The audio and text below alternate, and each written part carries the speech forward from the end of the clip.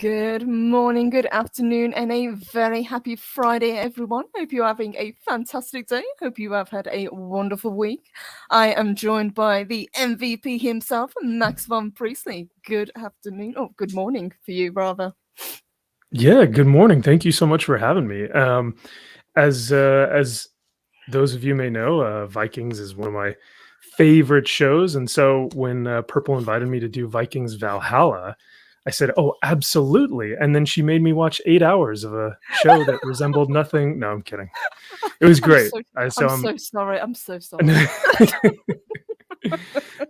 no, it was so I'm very thankful and honored to be on the show. Purple, I've been watching it for a while since I think Nerdrotic shouted you out months ago, Oh, a thank long you. time ago, and so That's it's been that's fun to amazing. watch it and now be here. So That's amazing. Thank you so much for joining. But before we jump into it, let me say a quick hello and welcome to everybody. So we have got Lord Duffy says, "Uh-oh, was it that bad?" We'll let you know, sweetheart. We'll tell you. We've got Shield Ward of Dragons. Great to see you as always, Dave Bob. Hello, sir. Good morning. We've got Snorterpoopers Cuba. Hello. We've got Keely Chow. Great to see you. Brandon, the anime guy. Good morning. Great to see you. We've got the lovely Eponymous Minion. Hello, sweetheart. A good morning to Big Daddy O John B. Great to see you. Good morning to Dave G Sound. Good to see you as well. Hey there. Let me scroll up. We've got Psycho Dwarf 9. Good morning to you, love. D Bud Martin, great to see you. Jaden Hamilton, great to see you as well. Let's make sure I'm not missing anybody. We had a £5 super chat from sorry, got stuck in my throat then I just coughed. Gibbering Gibbons, good afternoon, sweetheart. Great to see you. It says smiles and praise for the Lady Purple Valkyrie. Thank you, honey. Good afternoon. Always good to see you. And thank you so much for that super chat. And a good morning to Nearsighted Cyclops. Good to see you. And good afternoon to Archer Colin.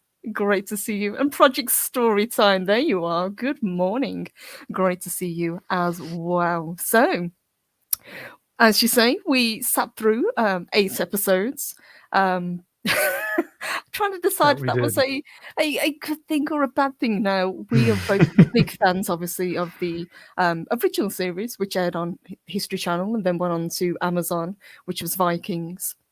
Now, this is supposedly a successor to that. It's supposed to pick up 100 years after the end of the last season of Vikings. So I suppose it's a spiritual successor, would you call it? Yeah, and we could even say potentially an adaptation, if you will. Because I noticed that in the credits, Michael Hurst, who was the creator and writer director of the original Viking show, was a producer for this one. Mm-hmm. So I don't know how much hands-on he had with this show, but yeah, I would say it's a spiritual successor adaptation of the previous one, I guess. Yes, I think you're correct. He was in the background, but the Mhm. reins were passed on to creator Jeb Stewart, who I think wrote at least the first 2 episodes, and then passed it on to a kind of a writing panel for the remaining Mm. episodes. So it's a lot looser in the writing, whereas when we had Michael Hurst, you could tell it was written by one person who had a vision of where he wanted this story to go. Yes, that's such a great point. You really had like that first season, first and second season of the Vikings. Each episode really took its time, showing us Ragnar and Lytha on the farm with Mhm. their son and daughter. We really got fleshed out who Floki was, the boat builder, as he's explaining to Ragnar how he builds these boats, how the wood is going to interact with the sea. Like you I guess we were talking about before, the previous show really took its time, and unfortunately with Netflix, because they only had these 8 episodes, they just kinda had to rush into it and go, "All right, here's a new character, here's a new plot line, here's a new story arc," and it just kinda it was a little too rushed. Yes, I thought that was a little bit strange because, as you say, whereas before and with this, we are dealing with historical characters. Now they've taken quite a bit of a creative license Mhm. with the characters that are used and with the actual history that they're trying to convey. Quite a lot of the timeline is a little bit skewed by about 10 to 15 years. Characters that show up in the show never actually met until much later on in life. So there's quite a bit of artistic license going on, and we will talk about the characters as we get to them as well. But Mhm. some of them have been quite controversial, I think would be the best way to put it. um, so overall, did you? I guess because I remember when I think you had watched the first episode and you had messaged me, or first or second episode, and we were Mhm. either on a stream or you'd messaged me and you said, "Yeah, you know, there are some good set pieces. There's some good costume design, but that was just your initial thoughts overall. How did you, um, I guess, enjoy the show? How did you perceive the show now that you've seen all eight?" On the whole, and just this is coming from me as a huge fan of the previous show, I like The Hmm. Last Kingdom as well. I thought that that was really well done. I like this type of history show, dramatization. I had high hopes for it. Now, this by no means is a terrible show. I think if you're a casual fan of the Vikings, or if this is your first kind of introduction to Viking history, I think there's enough to keep the casual viewer gripped. As you correctly said, and we were talking, there are some really good set pieces. Some really good battles. The choreography, I think, is done very well. Um, for me, at least, the letdown was it was too rushed. As you say, even with the previous shows, we had at least 10 episodes per season. We've only got 8, and we've got so many characters, and there's so much going on in these 8 episodes that we never really get a sense of who these people actually are. Yeah, I absolutely agree. It was a little rushed. I don't know if they plan on having a second or third or fourth season. I think like Netflix, their plan is just to let's get a season out, see how it does, and if it does well, we'll make a second one. Because they really can, they can like kind of what's the word? They can make these in a factory. Mhm. Like Oh they yeah, can they just they kind of can churn them spit out. these out. Yeah, Oh yeah, oh yeah. yeah. So if they need to, they can repurpose sets, repurpose costumes, bring back the actors and actresses. Like if they really need to, they have the money, they have the backing to repurpose everything. And hey, we got a second season. Um, and yeah, I agree with Big Daddy-O. The Hmm. start was the first 2 episodes had me screaming at the at the TV. Um, Um, and so sorry, yeah, carry on. so no, that's fine. I'm just agreeing with our man Big Daddy-O John B. Um, for the casual viewer, yeah, like I could put this on as I'm, you know, doing chores around the house or, hanging out with friends or something. It's fun to have in the background and it's fine. If you want a well fleshed out, uh, cohesive through line and fleshed out characters and something that really makes you think or something that really moves you. I don't think Netflix is in the business of doing that, nor do I think this Viking show was meant to do that. But Hmm. Just as before we get into the actual episodes and talk plots, do you think that had it stayed on the History Channel, or if it had stayed on with Amazon, do you think it would have been a different show that we got? Do you think that because it went to Netflix, because we've got the more kind of lax way of making shows, do you think that made it an impact? that's a great question. I'm sure it did. I'm sure because what I've seen with Netflix a lot is they like to bank off of the already like the fan base that's already established. Hmm. Cowboy Bebop being the prime example of something that they've repurposed that they know that they Yes. already have a fan base on. So with this, they know. Vikings has people to back it. So maybe they thought they wouldn't have to put as much time or thought or effort into it. Hmm. I'm not sure, but there's still I don't think that there are actors or employees or people who made the show that are incompetent or anything. Oh no. The like Jarl Olaf, his costume. Oh my lord, with the beautiful fur cape and the gold medallions, the chain and everything, and the armor. So some of those costume designs were beautifully done. So you can see that there is talent here. I just didn't see a whole lot of passion. I guess the same type of passion that really exuded itself from the first Viking series. Hmm.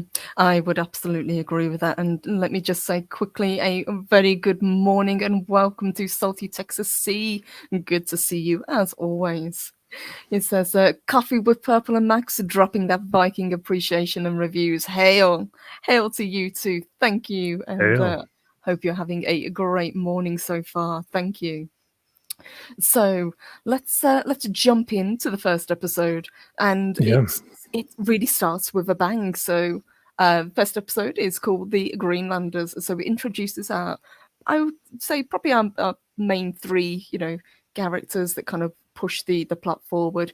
We've got the Eric.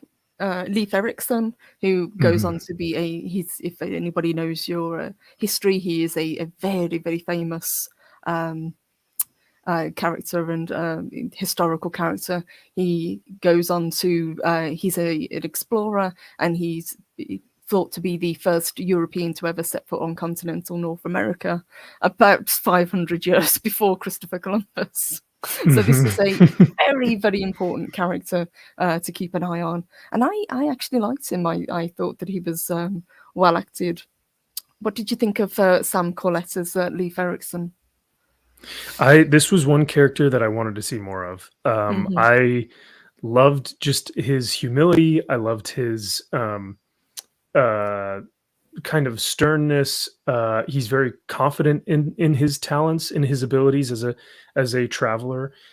You can tell that he's well traveled.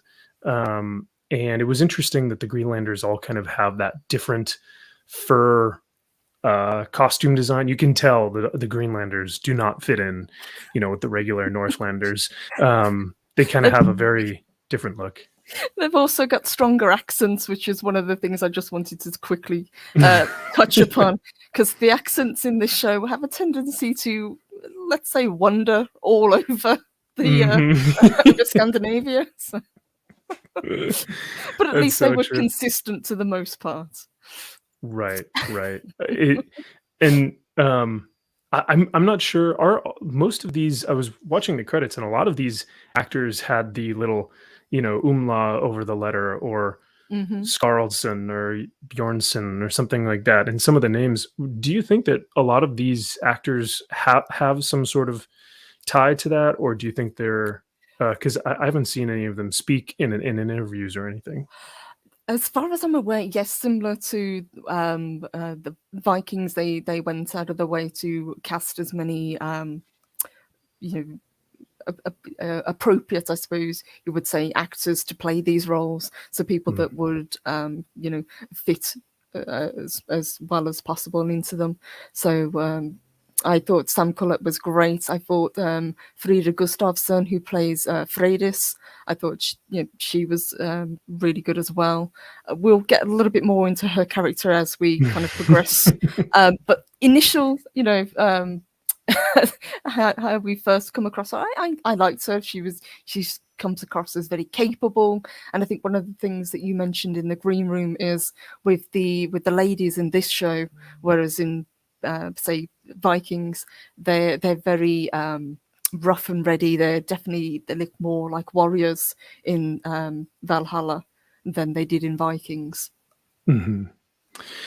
I the the unfortunate thing with Frades, and I wish that they gave her more, because unfortunately what I and correct me, chat, you guys can trash me or whatever, and for my takes on this. Um But Frady seemed to be, in my opinion, in the very initial portion of it, very selfish. She has created this group of friends and her brother to travel 5 weeks on a ship that is not meant for a 5-week travel, to a land that they've never been before, to risk their lives in order to find a man, to get revenge, I guess. Risking the lives of all of them. And I mean, they could have been lost in the travel in the 5 weeks that they were in the boat. And so my initial thoughts, I'm just like, oh my God, are you kidding me? And even Leif and his friends, they're all like, we just don't want to be here. We're doing this for you. But so more, as the show continues to progress, I just keep thinking like, okay, give her a reason, or let them find something here that gives them a reason to stay here, or allow Leif to travel more and discover more, and he does get a larger role, which I loved. But these other characters, I felt so bad because they were just like, we have no purpose for being here. They're just along for the ride. Yes. Yeah. I'm like, Frades, why did you do this to these people? And ultimately, we do find out what her motivation is, and it's revenge. That's what she wants. She wants payback for what was done to her. Just quickly, let me say a massive thank you and good morning to Ms. Martin Muses. Thank you, sweetheart. She sends us a rose sticker. Thank you so much. Great to see you as always. So the one thing that I did notice, especially from the first episode, because it really throws you in, I was getting very strong Game of Thrones vibes. Yeah. You can, if you want to elaborate or flesh that out more, because I'll take over the conversation if I'm not careful. So I'll let you go ahead and take that one. Absolutely. So the first episode, once we've met our main cast on the Viking side, we have this historical event take place, which is the St. Bryce's Day Massacre. So the King of England, King Athelred, is basically fed up of having the Danish settlers on his lands, and he decides that they're all going to be eliminated. And this was a very reminiscent of, at least for me, set pieces that have happened in Game of Thrones. He gets all the nobles in one room, under the pretense that they're going to talk and have a feast, and then massacres them. And that's kind of how this whole thing begins, because then as we see later, that massacre, that betrayal of trust, is what then gathers all Vikings under one shield, under one tent, in Kattegat, to create the great army like they once had in revenge of Ragnar Lothbrok's death.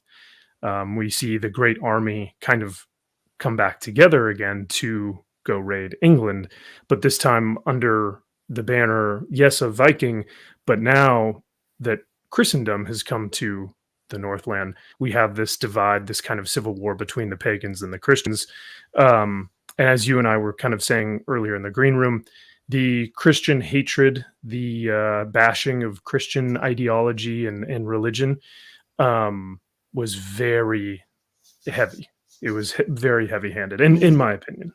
So. It was too much so for me. I thought it wasn't handled particularly well.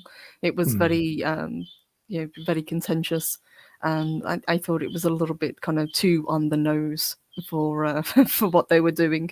And Shieldwater Dragons absolutely says, "Where do you think Game of Thrones author got the idea?" Oh yes, yeah. I don't I don't doubt it for 1 second. I mean, I think George R. R. Martin, from what I remember reading of him, a lot of his stuff, he likes to take historical, like actual events that happen in history, and kind of do his own twist to them, or add a little bit of something to them. Yes. But so yeah, I think the heavy Christian aspect of Christian bad, pagan good has been done well, or there's been an even levels of that, as in the first season we see Athelstan, who is like the bastion of hope and the bastion of trust and loyalty, and he is the exemplification, is that the right word? The I example. I think so. Yeah, yeah. We'll say it is. Um, but yeah, he's the example of what, a good Christian faithful person can look like, especially with Ragnar being the one who trusts him the most, and vice versa. So he can't even trust his own brother Rollo. Hmm. But the Christian Athelstan um, was very integral in that story. Um, Miss Martin Muses, I think, like Purple and I were talking about beforehand. I think casually you can enjoy it for sure. Enjoy the show. I think so. It's not so much that it's offensive, but it is too heavy-handed. So if you are particularly if you're a Christian, I think you might take a little bit of offense at the way that it's portrayed. As Max says correctly, there is a lot of back and forth. So it's Christian bad, Christian good, pagan good. All throughout these 8 episodes, there's this kind of clash between the old world and the new world, and it's all about one religion trying to erase the old ways. So it's not right there in the forefront, but it's a theme that runs throughout all of the episodes, and it's touched on again and again by various characters. I would say the worst atrocities are by Christians Mhm. in the show. The most brutal murders, those who are the outliers, like the bad guy or the evil ones, are the like lunatic Christians. They're the extremist Christians. They do the most heinous acts. Their murders are the most brutal. They are in the show, to put in the show's words, they are cleansing and putting a stain on the North with pagan blood, Mhm. um, as opposed to just, we don't like Christians, we need to kill them.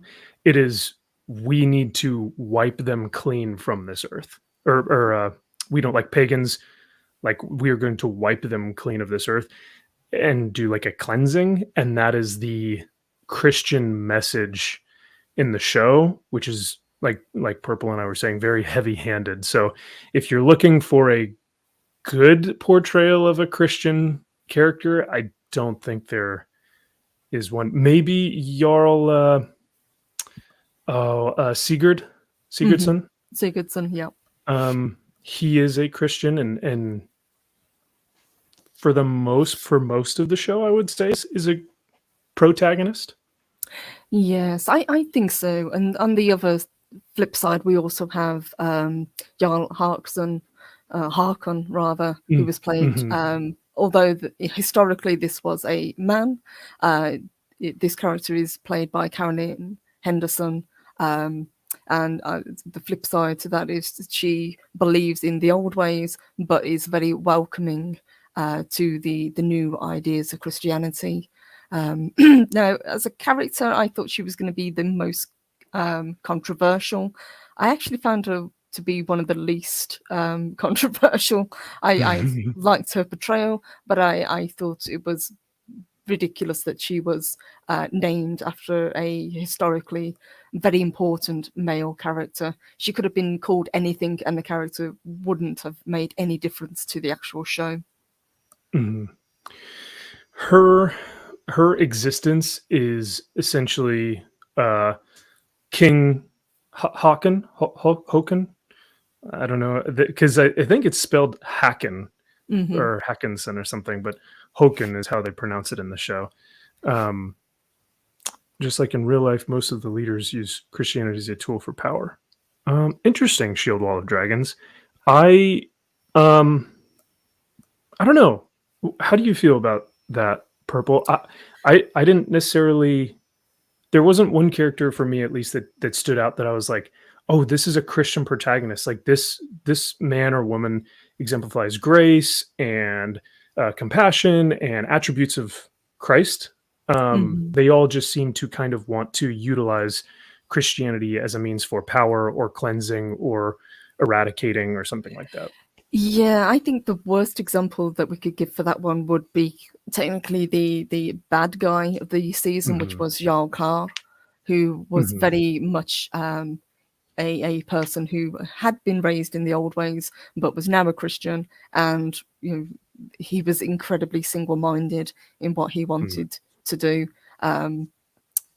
It's so much so that he basically wipes out villages. He slaughters people, and he's got this very single-minded vendetta, which made him not that interesting a character. I was actually really disappointed in him.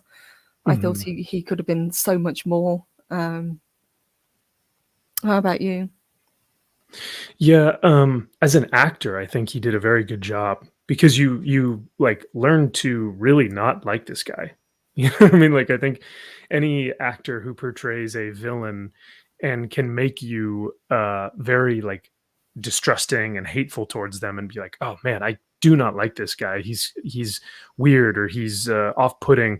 As an actor, I think you've done your job correctly then, to kind of get the audience on hating you. And I think as an actor, he does that job very well. He's very creepy. He's very ominous. He has this very odd kind of sensibility to him that makes you like distrust him a lot. So as the villain, as the actor, I think he did a good job. But yeah, they could have written much, much better other than just generic bad guy, kill everyone, basic type of villainy. They could absolutely, especially as the episodes progress. I think we get to the last couple of episodes, and you can see the level of where he will go to wipe out the old religion, especially when he goes to Uppsala and just absolutely decimates the place. And he uses corpses and just sends them back to Kattegat as a warning. So I liked him, but I think we could have done with at least another season with this character to really kind of get behind his motivation, because he was one of the few people that actually had an interesting backstory. As you get to know the character, you get little flashbacks of how he was as a boy, and you kind of get the reason behind what he's doing. But I would have liked just a little bit more of him. I think they probably needed him in this show to give Freydis a antagonist. They needed to give her someone to rise above, to show her power, to show her coming of age story, I guess. And I guess he was kind of there to do that. And so, I guess that was his reason for being there. But Nerdporial, thank you, brother. I'll check my Twitters or my Twitter DMs. I appreciate it. It was interesting because there are a lot of Vikings who kept the old ways, but in order to unify a lot of Norway, I think to be under one banner of Christianity after thousands of years of fighting against each other for land and stuff, I think they eventually did that, but you don't really see that balance in this show. You don't see the only one that I could maybe see is Leif, because Leif talks to Sigurdsson and is talking about how he's like, it's weird because I found this cross, or, I was given this cross. And ever since then, no arrows hit me in the battle. My boat has been cleared of all blah, blah, blah. And the woman who I love, she is healing, like all these like, and he goes, well, that's what we call a miracle, as Christians. And that was like the first example of, oh, hey, we've got, maybe a conversion happening of Christians and a good portrayal. And then it just never really gets talked about again. So that was a good, like a positive outlet, of Christianity. But yeah. Yes, that reminded me, as you correctly said, harkening back to the curiosity between the new and the old religions. I thought that was handled really well. I would have liked to seen kind of more of that. You know, he's clearly someone who believes in the old gods, but you know, this Christian god seems to be protecting him and those he loves. So I like the curiosity that was coming from that. But as you say, it just Mhm. didn't really go anywhere. Right, right. And it's also because of, probably, as you said earlier, because the show was so rushed, it probably wasn't able to really be flushed out as much as they maybe were able to or wanted to, because they just kind of had to get to that next thing or that next plot line or next character. Hmm. Um, let me. I'll ask you this.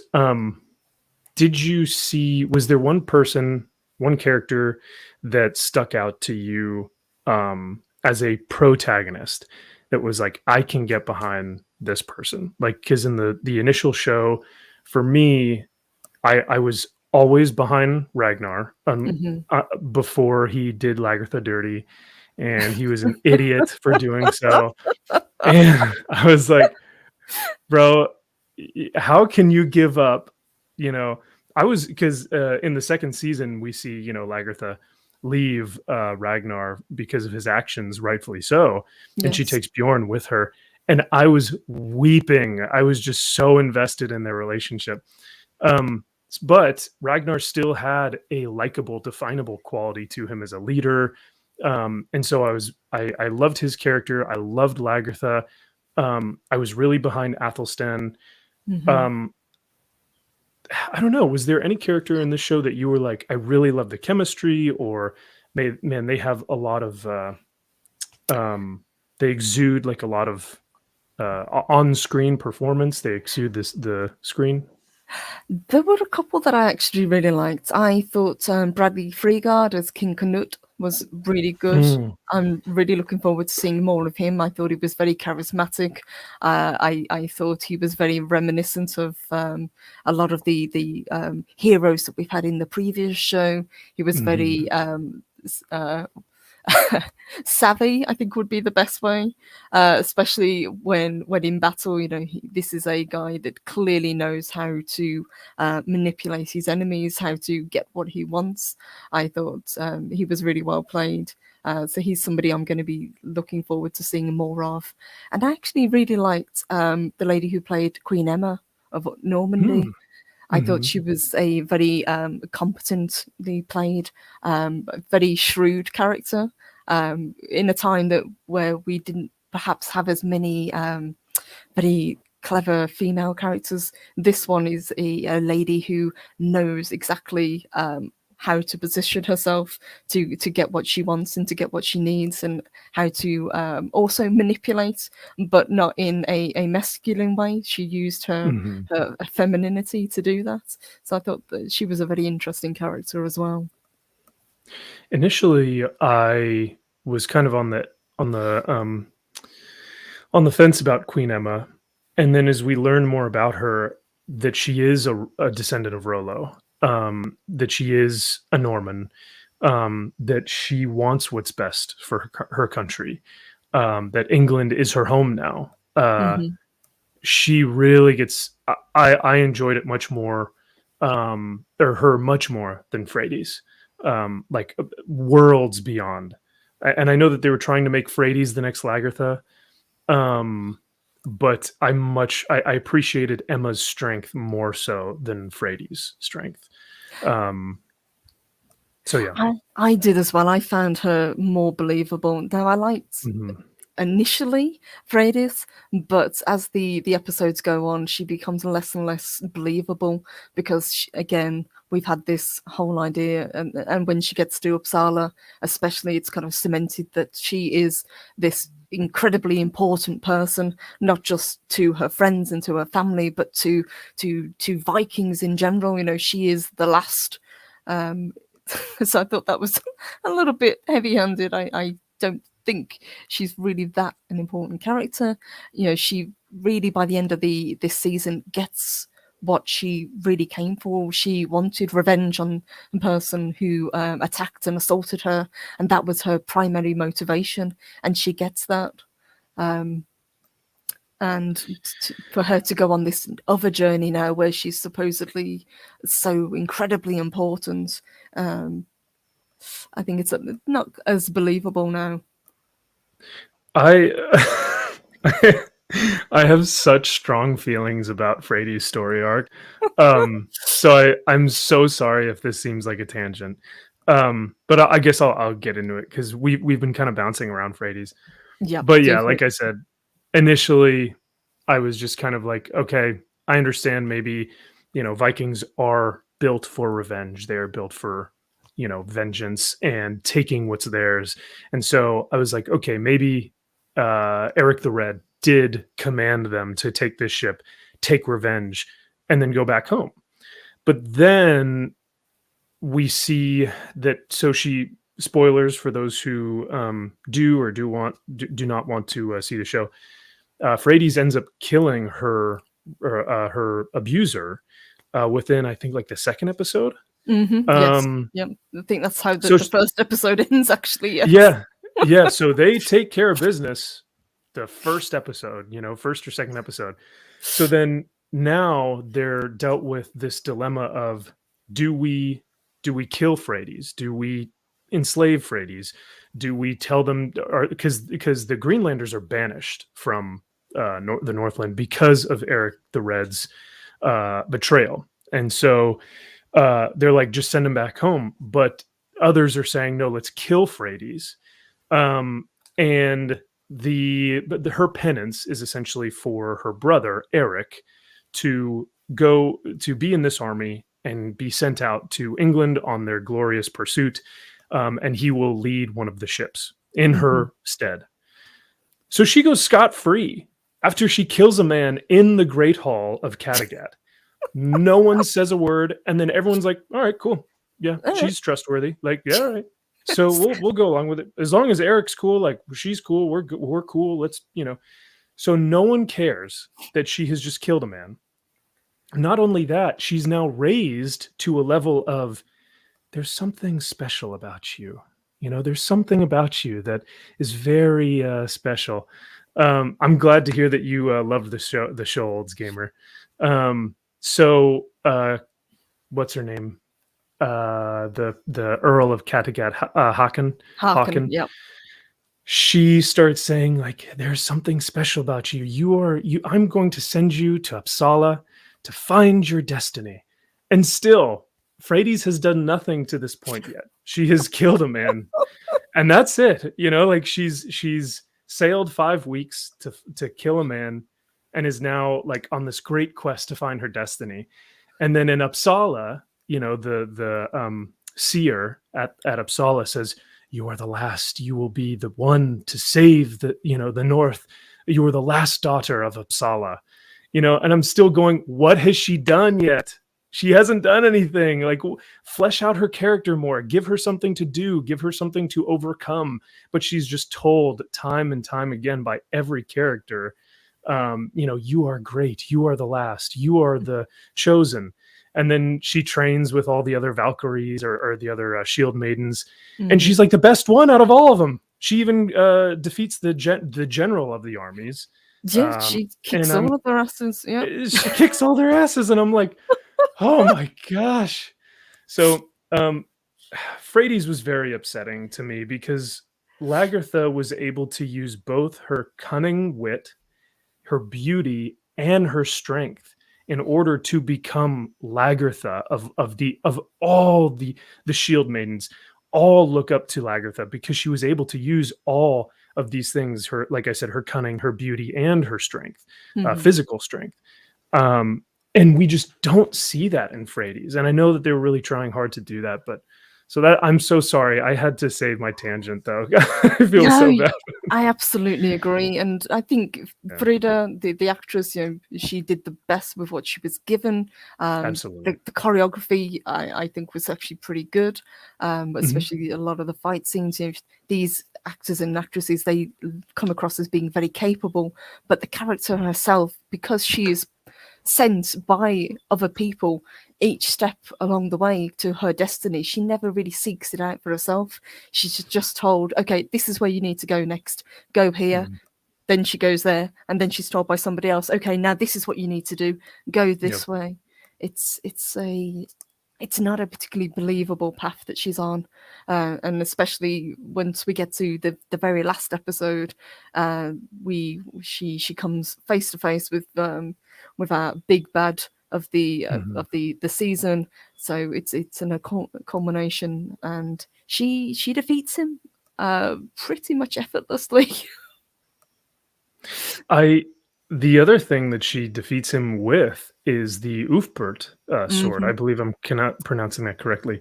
It She's is, yeah. given an Ufbert sword, which is, we're talking the king's sword.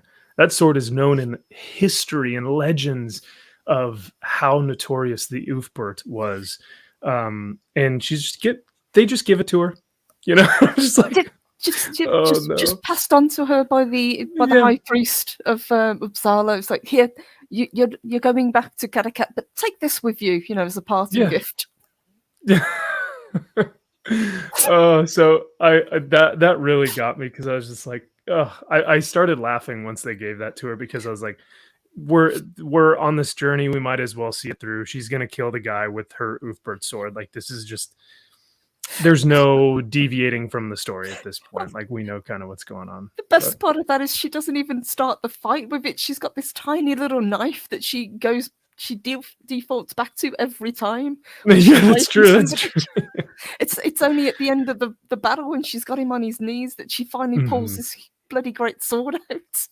Thank God. She wouldn't have done very much with the little knife. But yeah, she always tends to go back to like no armor, she keeps like getting rid of her weapons. But yeah, but even though she's got one of the most notorious swords in Norse history. Mhm. It's bizarre, isn't it? And let me just say a Mhm. huge thank you to Magic Mags. Great to see you. She's got a new YouTube channel coming very soon. I'm really looking forward to seeing that, Ooh. sweetheart. She sent us a $2 super sticker, and it says Shiba Inu with the heart. So thank you. Thank you so much. And we've also got one more. Oops, it skipped on me. Let me grab that. We've got a super chat. Thank you so much from Old Cutlass 72, from Old Gamer 72 Cutlass. My apologies. Great to see you as always. It says, I wanted Olaf to die from episode 1 to the last. His smile and demeanor comes off as untrustworthy. Olds gamer, you must have loved that final episode when Forkbeard comes to play. You must have loved when Olaf was running for the hills in fear when Yes. Forkbeard came to seize the day. So And I liked Olaf as a character. I thought he was at least interesting. mhm. But it was pretty funny to see him turn as quickly as he did once he saw that he was about to be overrun by a gigantic army coming towards him. They're looking at the ships just head barreling towards Kattegat, and they're like, "Nope, we're not today." Um, yeah, I think Olaf was a very interesting character.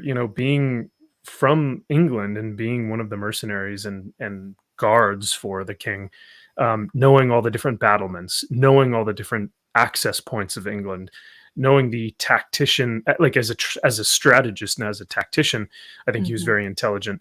Um, and I forget who it was. I think it was Shield Wall of Dragons who was saying like the political aspect of things in the show, where Yes. this person is kind of undermining or taking advantage of this action or whatnot. There's a lot of moving pieces that seem to work well. I mean, I didn't find any plot holes where I was thinking, how could that have worked, or how is this person here at this time?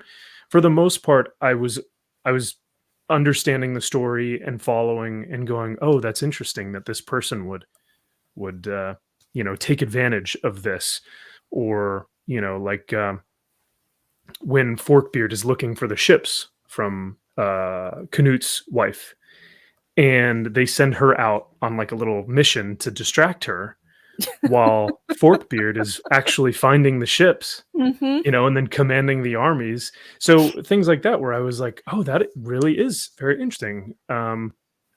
But speaking of Canute, or Forkbeard, who is Canute's father.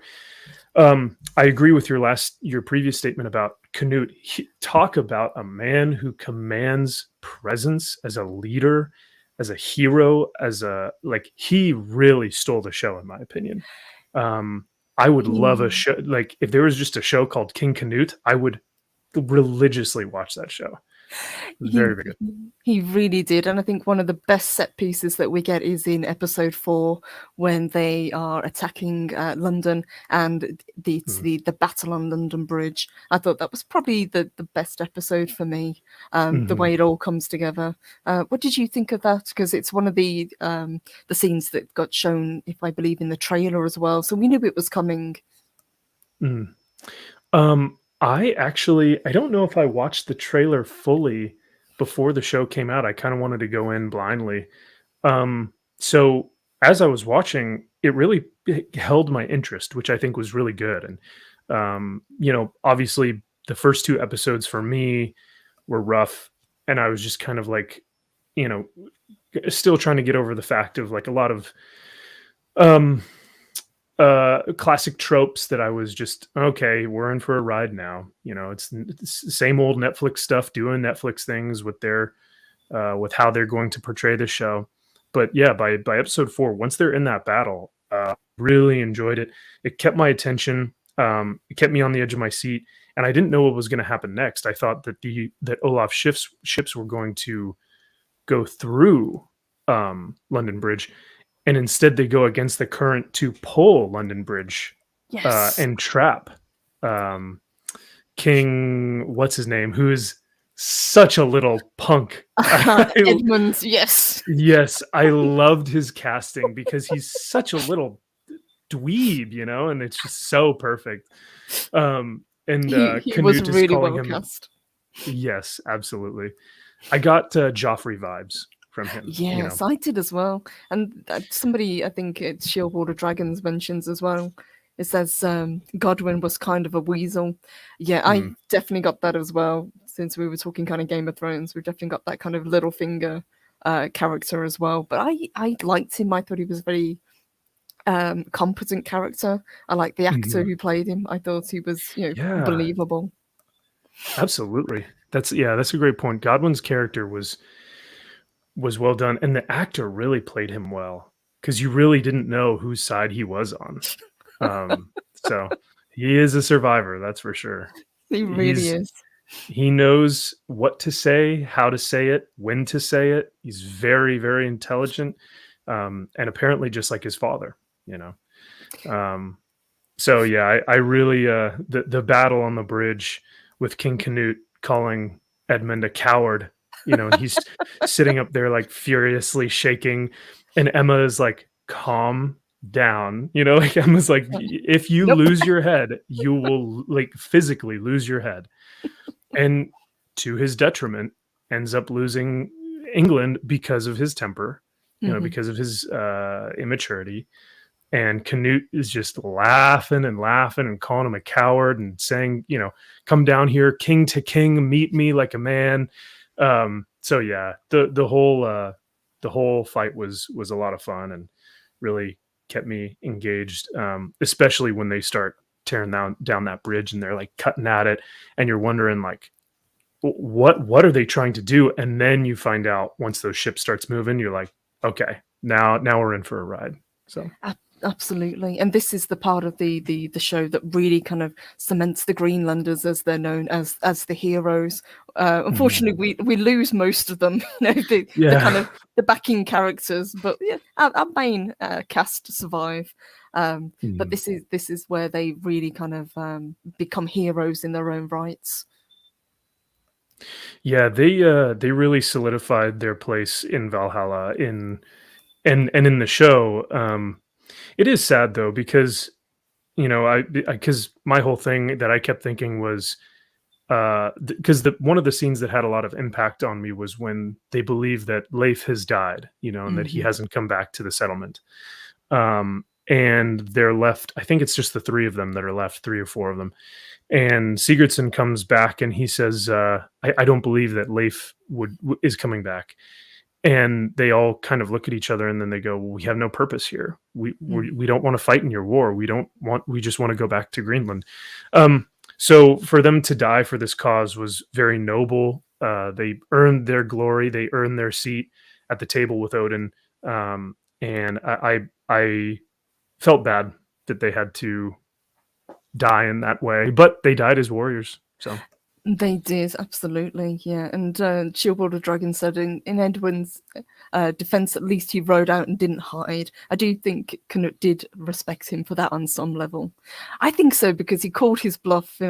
He preyed on Edmund's youth and his ego, and obviously, as Max said correctly, to Edmund's detriment, he decided, that's it, I'm going to show this guy, I'm going to ride out with my army, and we're going to meet them on the bridge. And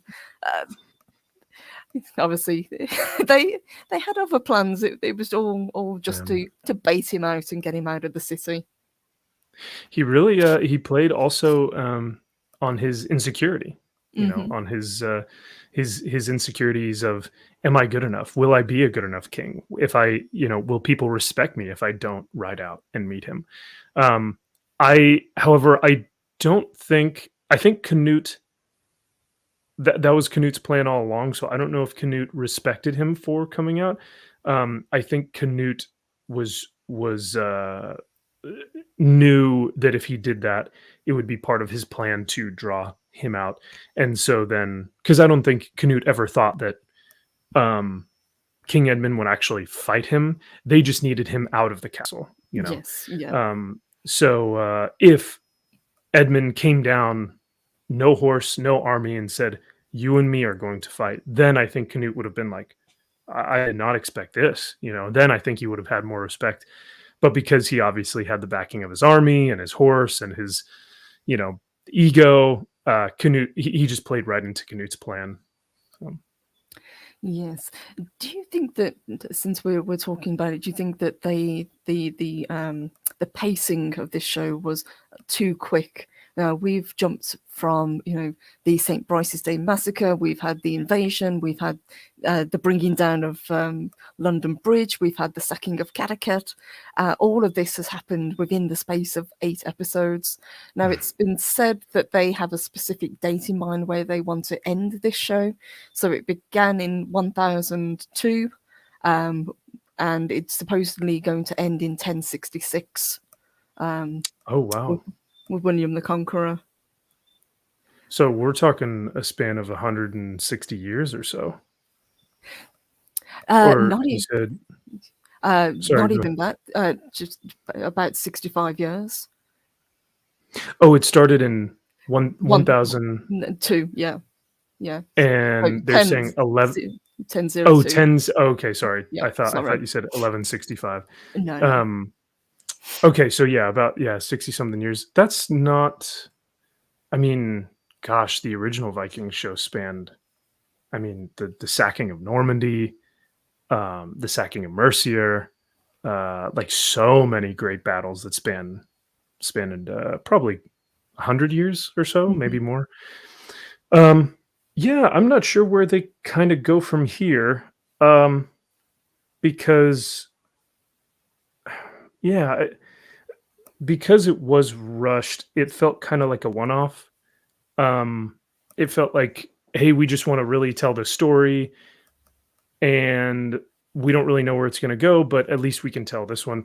I kind of was asking myself the question of, did this story need to be told? What was the purpose for the story? What was their goal? What was the end game? What do they want the audience to feel once the series is done? And once it was finished, I just kind of was left with, man, where do we go from here? What would the next story be? I guess we could watch Freydis and Sigurdsson become king, or try to become king of Norway. We could see Canute and his endeavors in England. We may be able to see Leif and his adventures. But yeah, what do you think? Was there something that made you say, oh, this show can continue on for years? I'm not sure whether it can continue on for years the way that Vikings did, because we had about, I think it was 89 episodes, if I remember correctly, over 6 seasons. Right. But this one, I would imagine, and I think I agree with Shearwater Dragons, he says, is Leaf on the way to North America. That's where I think they will be taking his particular story arc. I think that's where we'll be Mm. going with him, at least. I think we're going to have quite a big deviation of what goes on in and around Connecticut and in Norway and in England, and then we're going to have his journey as a maybe like a B plot, perhaps. Um, I would like to see a lot more of Canute. Obviously, he eventually Mhm. will go on to become king. If you know your history, I'd like to know more about Olaf, whether he can rally Mm. his forces again, and whether or whether he just kind of slinks away and licks his wounds since he knows he can't take on um, Forkbeard. I would be curious to see where that goes, but weirdly enough, the only person story who I'm not actually that interested in is the one that we've been talking about, and that's Freydis. I'm just Mm. not that interested where she goes, because where do you go from here? They've already kind of set her up as this badass character, and historically, apparently, she was a warrior in her own right. But Mhm. where do you take her now? Mhm. Yeah, her and Harold Sigurdsson both kind of have this, because Harold is willing to give up his ambition for her. He's Hmm. willing to give up his kingly or kingship for her, but then he doesn't, and then he just goes right back to ambition and is like, "Oh, I wanted to kind of betray you guys." I didn't really understand his motivations towards the end there, unfortunately.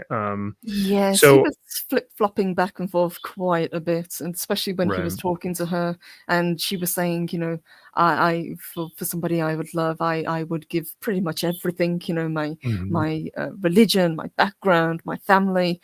What would you give? And he said, I would do that and more. And Mhm. then he kind of double crosses them and then Yeah. doesn't. Yeah, I didn't really like, maybe he was double crossing them in order to but then he double crosses them in order to save them, because he thinks that Hmm. if they have a parlay, that he can be the one to bring the two together, and have a settlement, have a church, have a conversion, a mass conversion. So I think what he was trying to do is trying to bring the two together by going over to the other side, but it didn't work out. So he still ends up being a betrayer anyway. Hmm. And so yeah, so I didn't really him and Freydis, unfortunately, are probably the least the story that I would look forward to the least. However, I do like Harold as an actor. I think he portrayed Harold Sigurdsson as a strong leader, as someone who wants to mend things. But yeah. I think so. And the one thing that we did have with this character and his particular, story arc was that he didn't want to be like his father. We heard that time and time again. Mm, He was trying mhm, to get out of his father's shadow. And by the time we get to the last episode, he loses it completely and he goes into almost a berserk like rage.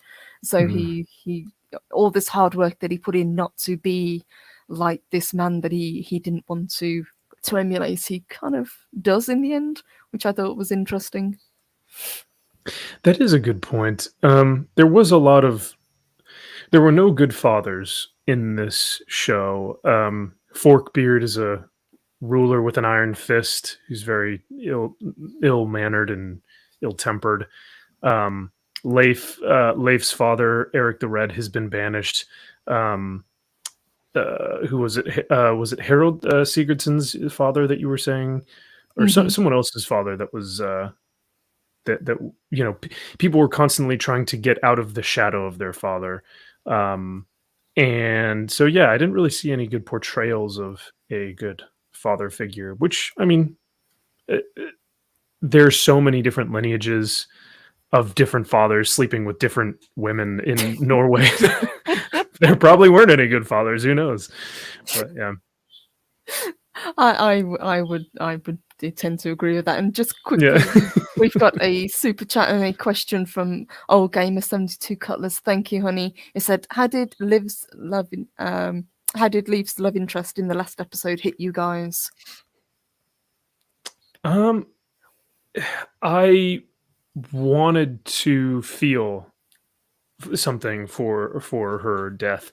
I think because we didn't get a lot of her, because their romance really only began when she was injured in one of the battles.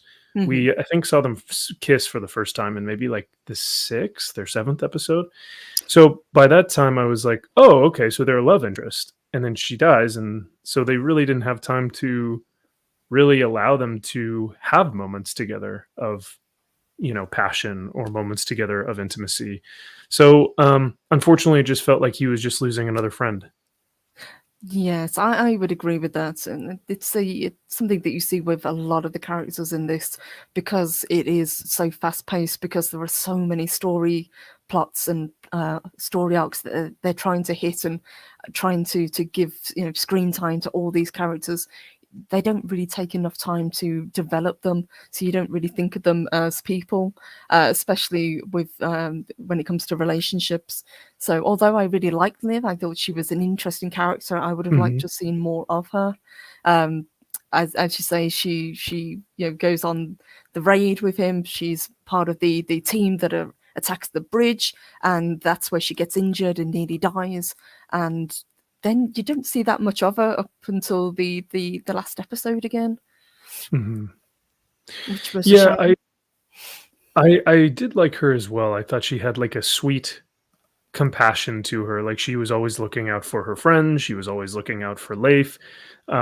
She was a good fighter, but we really didn't get to see much of her, unfortunately. I think they were trying to really hit you over the head with like Frades is our main girl. Hmm. Let's just push her. Let's push Hoken. Let's push Emma. And out of the three of those main females, I think Emma, for me, and as we were talking about before, really shone in her own way. She had a stern, stoic nature about her that made sense. It wasn't just, oh, because she has no character, she's stoic because of, this and that. So I think her character made more sense in the long run, whereas Hoken and Freydi's didn't really have that much. Like I wasn't able to say she's like this because of this. Hmm. That's, I don't know. I would agree with that, and I actually love the scene where she comes up against Knut's other wife when she comes over to Yes. England. I Oh, thought that was a brilliant scene between the two female actresses. They really played off each other very well. The, at the di- the oh, go dining ahead. table, yeah, the Okay, yeah, rivalry and the distrust between the two of them, I thought was really well done. yeah. She says something like, because the blonde, Canute's wife, she's like, you know, she comes in here with like swagger, and she's like, I'm the rightful queen because Canute married me first. I have his sons.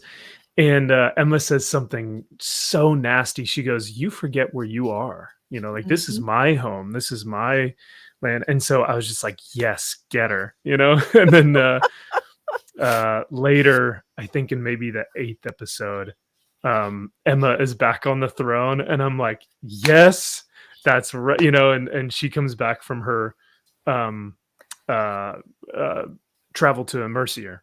Um, Yes, yes. The queen thinks as that she's got Falkbeard backed into a corner because he can't find Mhm. the fleet. She thinks she's got it well hidden, whereas it's all just a ruse. He manages to find it, and she's completely set back when she realizes she's been outmaneuvered by Emma. Oh yeah, it was very well done. So I like that Emma's just kind of smirking on the throne, just saying, look who's here." Um, they Shieldwall mentions the feast after the defeat of London, and how they Mhm. mention Emma. And at first I thought, Canute is just trying to, he's just trying to get in bed with Emma. Like, he thinks she's pretty. He probably, misses his wife or whatever. He's just trying to get in bed with Emma. It's not a big deal. But then we learn that Canute really respects Emma because of her tactics, because he knows, after speaking with Edmund, you're not the one who made this plan. You're not the one behind these instructions. Emma's the mastermind here. So he just finds how much more he respects her and loves her for that. So at first I thought, Canute was just being your normal Viking, Yes, but it's a new turns out, conquest, exactly. yeah, Yes. yes, yeah, exactly, We exactly. talked a little bit about Edmund, and obviously we don't have him for very long. He does get dispatched. What did you think of his Mhm. character? Just, um, uh, at first, I was hesitant. I didn't really know where they were going with him, but then he starts to find his voice, in when he's talking to Mercia, and he says, "This is," he's talking about how this is not a suggestion. This is an order from your king. Remember that I will be the rightful king, and when you do not come to my aid, that is something I will remember. Mhm. Um, and so really starts to find his voice, but then to his detriment, he finds too much of it and becomes arrogant. So becomes that kind of Joffrey character. So for the scene where he gets absolutely wrecked by what's his name, My in Godwin, yes. Godwin. Yes, thank you. I was laughing and just like clapping my hands. I was going, "This is great! Get him, Godwin!" Um, because it was a great lesson. Godwin had to teach him. Vikings will not, your men won't hit you. Your men have too much respect for you. They're not Mhm. going to try and fight you. They're going to lose every time. Get your ego out of the way. Get your arrogance out of the way, because your Viking counterparts will take no mercy when they end up trying to kill you. So I loved Godwin's lesson there, and it really made me like laugh to see Edmund just get wrecked. I like the character. I would have liked to again with a lot Oh, of did them. you? I, Okay. I would have liked to seen a little bit more of him. I Okay. like that they played on his youth and his kind of Mm, arrogance and his want to prove himself to be this great leader. To kind of again, as we've talked about, to live up to a father figure as well. mm, I thought mhm. that was an interesting take, but obviously he is not needed in the grand scheme of things, and Godwin sees to that. Yeah, yeah. That was interesting. I did not see that coming, which was another great plot point that I think the writers did a good job on, and Godwin played the part perfectly. As a fantastic actor, and he's holding him, and the noblemen of England are saying, "Thank God you were with him at his end." and, and you're going, "Yeah, yeah, he really was Uh-huh. with him at his Oh end." yeah, Yep. he was. Um, so that little dynamic was interesting. Didn't see it coming. Definitely, um, you definitely start to really see where Godwin's intentions are. Once that happens, I was like, oh man, okay, so he's not playing around anymore, because that was really a big moment to turn the tides for God in Godwin's favor, I guess. I would agree with that. Yeah. Just before we wrap up, what would you give as a kind of overall your kind of closing thoughts on this?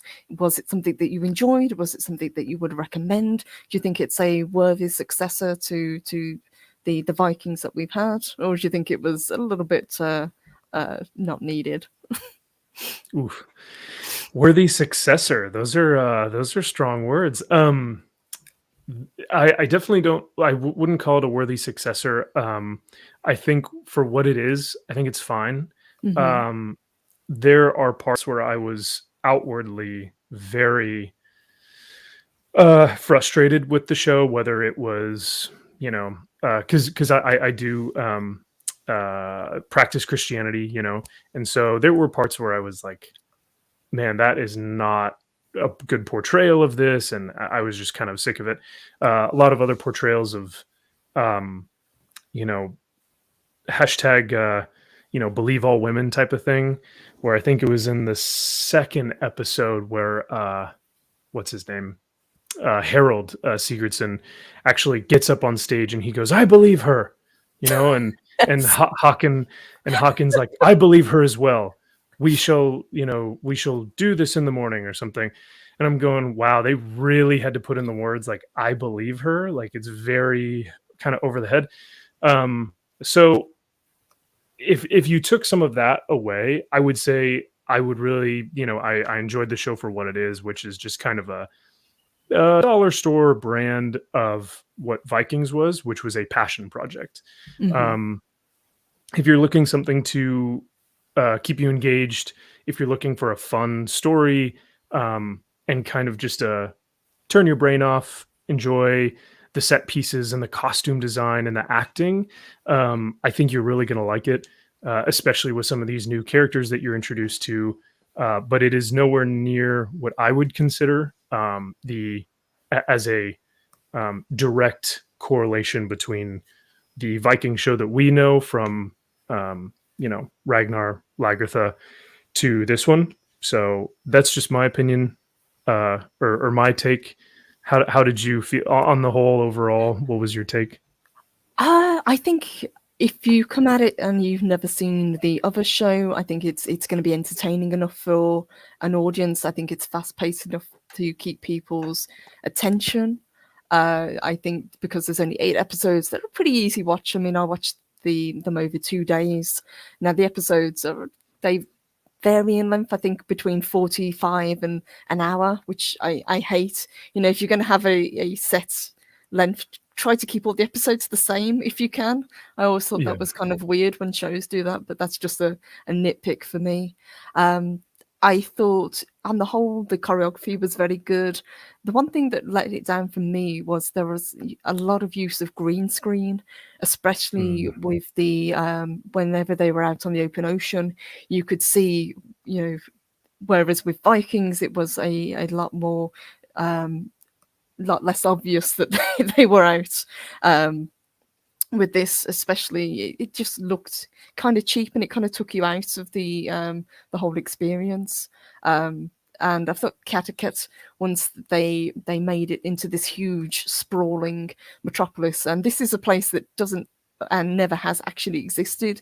Connecticut was just a body of water. It was never a settlement. I thought that it was a little bit odd. Um, but other than that, I think, if you come at it and you've never seen it before, if you're just curious, I think people will be at least entertained enough to watch. And as I say, there's only 8 episodes. I think it'll give you a good kind of taste of what's to come. Yeah, absolutely.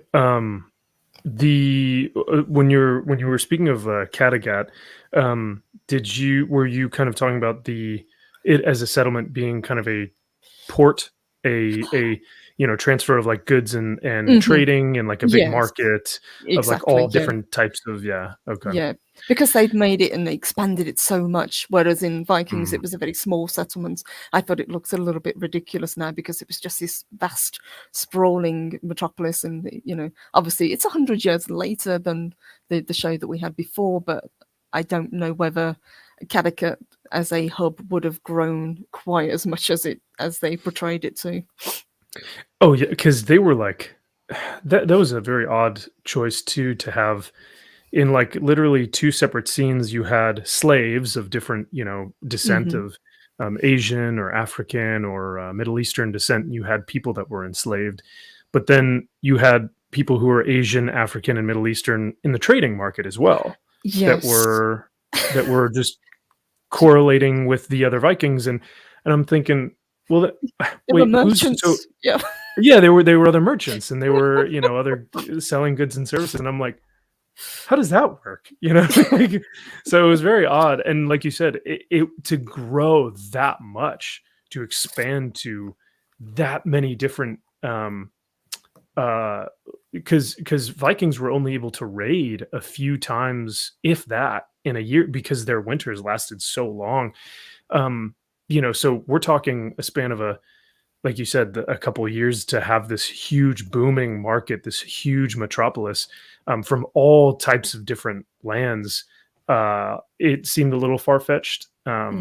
So I think you brought up a great point.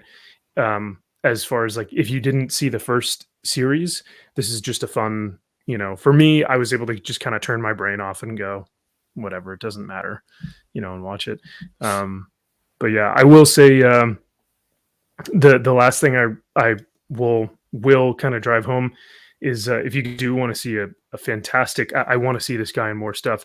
I think King Canute really, like I said earlier, stole the show. And I hope to see him in a future show, if not this one, or in future endeavors, because he just commands. I was enthralled with every scene that he was in, and I don't know if that was his writing or if his acting abilities, but I couldn't take my eyes off of him. So really great depiction of King Canute.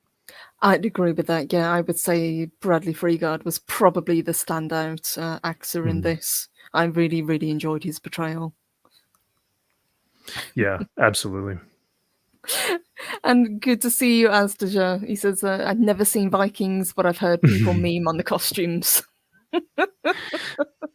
I think, yeah, for practical Viking costumes, Shad from Shadiversity might have done a video and was like, this is totally unrealistic. And which I completely, I really respected him for doing, because it made me go like, oh yeah, that is really ridiculous. So yeah, I do understand that some of these costumes are very ridiculous, but at least we don't see any like huge horns on helmets or anything like that. Yes. Yes. Old Gamer 72 Cutlass gives it an 8.5. What would you give it out of 10? Ooh, that's tough. I want to give it like a 6. But I think that's mainly just due to the fact that I've seen the show previously by Michael Hurst. I think that's the correct name. So yeah, I would say probably like a 5 or 6. I just overall, I just don't think it needed to be made. And whenever I'm analyzing a work of art, or whenever I'm criticizing a work of art, I always go, what was the intention? What was I supposed to feel from this? What was I supposed to gain from this? What was the story? What was the end game? And I didn't really feel that. I just thought it was a fun, kind of show that you can watch while you're at home, hanging out, doing chores, like I said. So I would agree with that. I would probably give it a 6 as well. I like the set pieces. I thought the choreography was great. I thought music was really good. There were some really good standout performances, like we've talked. But on the whole, it was just too fast paced. We didn't get enough time. Whereas in the previous shows, we've had time to kind of really get to know the characters and know their motivation. But that was the letdown for me. Yeah, I think you nailed it with the rushed storytelling. I probably would have given this a higher score if we had the time to really enjoy each character and get to know each character more. I think ultimately, like, I think Leif was kind of robbed of some screen time. And so, like, for example, we could have really sat and enjoyed some more of him learning the ways of traveling and really accepting his destiny as an explorer, but we just didn't have enough time. I'd agree with that. I think it was definitely worth a watch, and I'm glad that I did, and I'm really, really happy that we got to do this review today. The one thing that I am looking forward to that is coming, though, is The Northman. I think that's going to be a great film and a great depiction of Vikings as well. So that's going to be my next kind of highlight into the world of Vikings and mythology. That's a great point. I always keep forgetting about the Northman film, but it looks very like, if Vikings is more centric towards like normal audiences. Mhm. Northman looks like they're really going heavy into the acid trip of like what Vikings would do to become berserkers, or their Norse mythology with Valkyries and Odin and the visions that they would have. Like, it really looks like it's going to delve into kind of that more mythology and like mystical, kind of otherworldly, like Fenrir, this gigantic wolf, which is really going to be cool to see on a big screen. So I look forward to see how they do that. Me too, absolutely. Let me say a massive thank you to MaxVonPriestley for being a fantastic co-host today. Before we wrap up and let everybody get on with their Friday and their weekend, what have you got coming up? Well, I just released a Lord of the Rings video, basically going over the topic of opinion and analysis, and how both I think are effective ways of communicating our thoughts and opinions on this new show, and how that relates to the source material, how that relates to Tolkien, and his intentions for his work. So yeah, if you guys want some more Lord of the Rings stuff, I've released a video on my channel. You're not going to get the typical, "Hey, this video has a ton of downvotes. Check this out." You know, it's going to be a little bit more into yeah, um, it may be a little bit more of what like Purple and I did today. It's going to be more of a breakdown. It's going to be more of an analysis. It's going to be more into what that looks like for us as fans to uh, express our opinion and analyze something, and be able to do that without having any worries of, or with having concerns for the show, but not having concerns of expressing those opinions and feeling rightfully justified to do so. Nice. And guys, Yeah. please, if you are not subscribed, please do. No, Brandon has been putting the links out. The links are also in the description below. MaxVonPriestley does an amazing analysis. So please, guys, if you're not subscribed, check him out. Let me say a massive thank you to everybody who joined us today. Had a great time getting to discuss this. Love getting to talk Vikings. So this was a real treat. Thank you. No, hey, thank you. And chat, thank you guys for being here and for talking Vikings with us. My channel normally rests on like comic book stuff, but Vikings is one of my true passions that, that I absolutely just love. All my stuff has like, Norse runes on it, or like, I think that whole, I even have a tattoo with some Norse on it. And Nice. so I just love this era. I love this depiction. So Purple, thank you so much for willing to talk about the show with me and watching all 8 hours so that we could talk about this with each other. It was super fun, and I look forward to talking with you soon, whether that's on Salty's show or on a later live stream. Absolutely. Cannot wait to get to chat with you again. And before we do, I just found out that it is actually Salty's birthday today. So let me wish him Oh, a is it? very happy birthday. Yeah. Happy birthday, Salty. That's awesome. Happy birthday, What is he, sweetheart. like 30 now? No, I'm kidding. 29. I'm sorry. Exactly, 29. Yeah. Happy birthday. I hope you have a fantastic day. So, guys, let me say a massive thank you to everybody who joined us in chat today. You guys were awesome as always. Huge thank you to everybody who sent super chats, who sent super stickers. Really appreciate that. We have got a massive week coming up next week.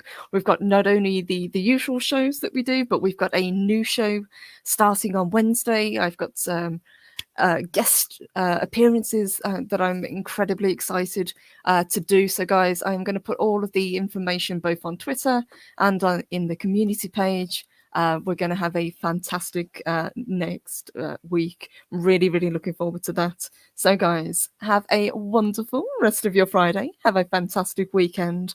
And we will see you soon.